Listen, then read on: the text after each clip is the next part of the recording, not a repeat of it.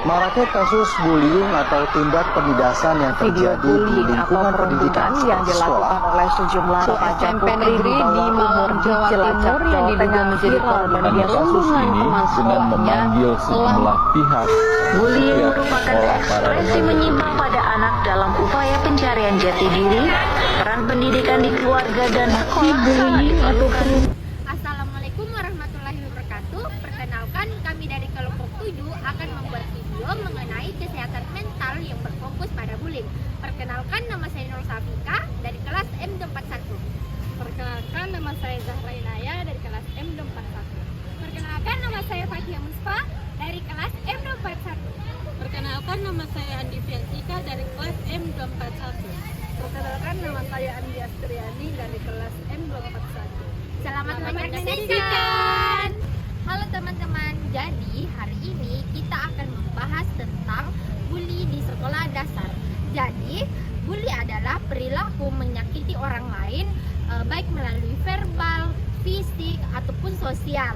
Hal ini bisa terjadi berulang kali dan membuat korban merasa sedih dan sakit hati. Contoh bullying di sekolah dasar adalah memukul, mengejek, dan mengucilkan dari kelompok bermain, atau bahkan menyebarkan kabar buruk tentang temannya. Bullying bukan hal sepele karena bisa berdampak pada psikis seseorang. Kita harus tahu bullying bisa terjadi karena kurangnya kemampuan anak dalam mengendalikan emosi dan bersosialisasi dengan baik. Disinilah pentingnya teori sosial dan emosional. Apakah itu?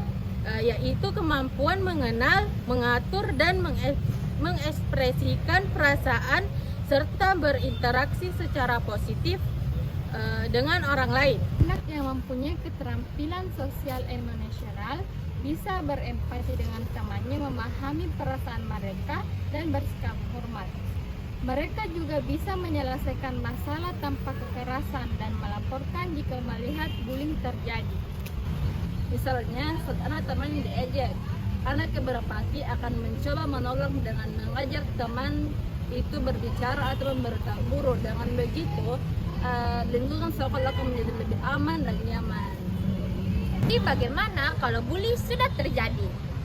Jadi anak-anak yang terlatih sosial emosionalnya penting mencari bantuan baik dari orang tua, guru, atau teman terpercaya agar dia bisa terbuka untuk saling bercerita.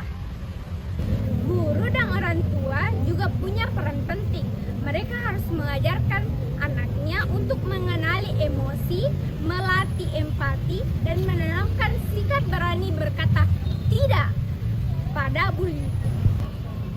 Nah, selain itu, sekolah bisa membuat program anti-bullying yang menyediakan layanan pengaduan yang aman, yang melibatkan siswa, guru, orang tua, dan lingkungan sekolah.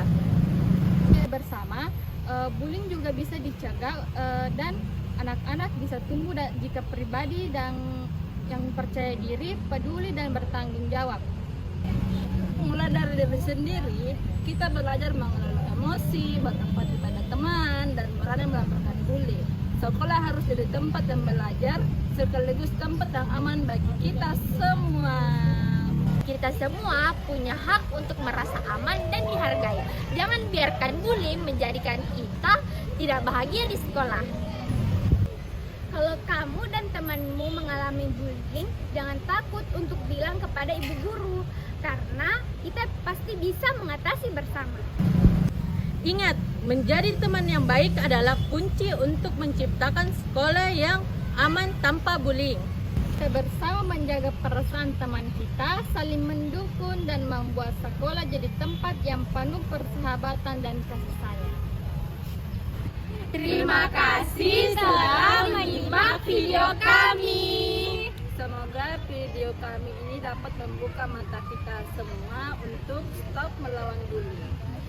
Stop bullying!